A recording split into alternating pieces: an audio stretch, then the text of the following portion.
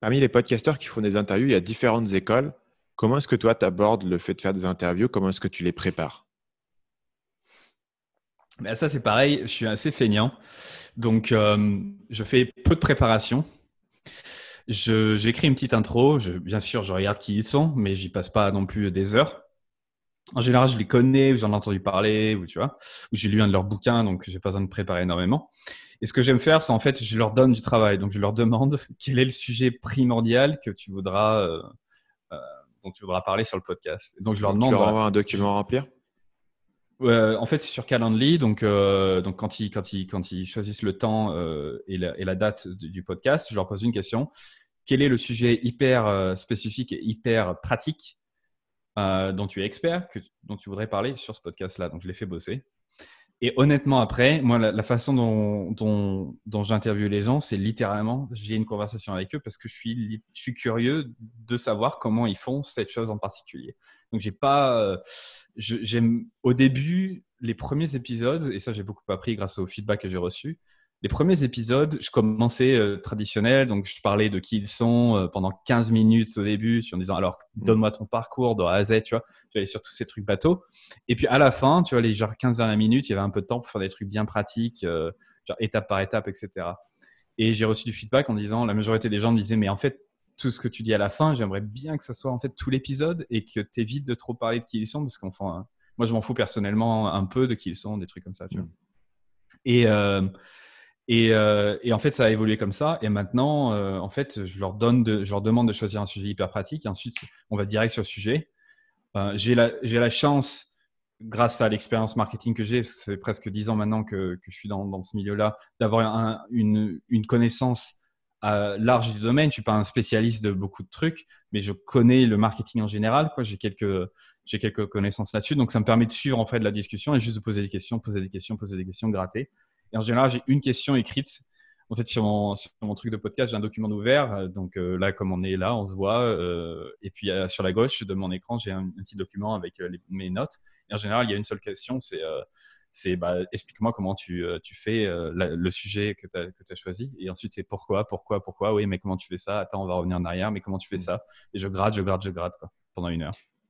Qu'est-ce que les gens ils viennent chercher quand ils écoutent ton podcast?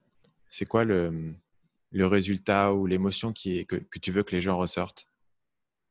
Je pense qu'il y a deux choses. Il y a un côté court terme qui est plutôt ils veulent savoir comment faire quelque chose, étape par étape.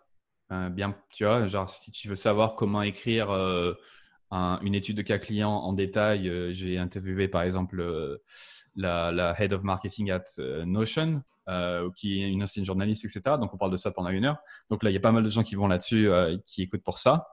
Donc là, je pense que l'émotion principale là, c'est plutôt pour se sentir un peu, pour avoir de la clarté, savoir quoi faire, ne pas être embourbés dans une situation où ils ne savent pas par où commencer. Ça, c'est le premier.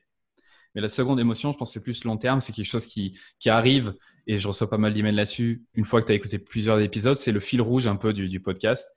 Le fait que les gens glanent au fil des interviews, des quelques principes premiers, quelques fondations qu'on essaie de distiller. Et ils commencent à avoir, ce que j'aime bien entendre, c'est que les gens commencent à avoir une sorte de confiance en eux qu'ils n'avaient pas avant. Ils savent maintenant qu'il y a une direction qu'ils peuvent prendre qui n'est pas là pour essayer de truquer les choses ou d'essayer de convaincre les gens d'acheter des produits qui sont nuls ou quand les gens vont regretter. Ils ont une sorte de confiance en eux, de clarté, de tranquillité qui leur permet d'aborder le marketing de façon un peu plus sereine et pérenne. Et donc voilà, je pense que ça, c'est les deux trucs qui ressortent. Quand tu parles de confiance en eux et de tranquillité, c'est parce que autrement, ils ont l'impression qu'ils n'ont pas le choix et qu'ils sont obligés de faire ce compromis. Toi, tu leur dis, bah non, tu n'es pas obligé de faire ce compromis. Tu peux être éthique et à la fois quand même gagner ta vie. Et c'est ça la confiance Ouais. que tu leur donnes. En fait, c'est la confiance qu'il y a une voie qui est différente et qui fonctionne.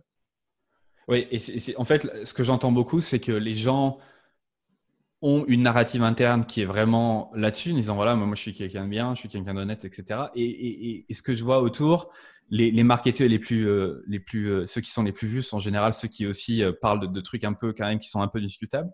Et ils sont pas forcément d'accord avec ça, mais vu qu'ils voient que ces personnes-là, ils se disent parce que c'est la norme, mais en fait peut-être que marketing c'est pas pour moi. Donc, quand ils écoutent le podcast et quand ils écoutent ces personnes-là sur le podcast en disant, en fait, ouais, je promo ces growth hacks et tout ça parce que les gens me demandent, mais en fait, non, j'y crois pas trop, tu vois. Ils se rendent bien compte qu'il y a une autre façon de faire les choses. Et voilà, cette tranquillité, mais tranquillité dans la définition du stoïcisme, un peu, c'est cette tranquillité de savoir que peu importe ce qu'il arrive, on ne sait pas exactement quand le succès arrivera, mais un jour ou l'autre, il arrivera. Il faut juste se focaliser sur la direction et les principes qu'on a dans notre tête, quoi. Salut, c'est Stan, j'espère que vous avez apprécié cet extrait du podcast Marketing Mania. Bien sûr, vous pouvez retrouver l'ensemble des épisodes du podcast, y compris les instructions sur comment vous abonner sur l'application Apple Podcast ou sur votre téléphone Android en vous rendant sur mon site à l'adresse marketingmania.fr/podcast. Je vous ai mis le lien dans la description de cette vidéo.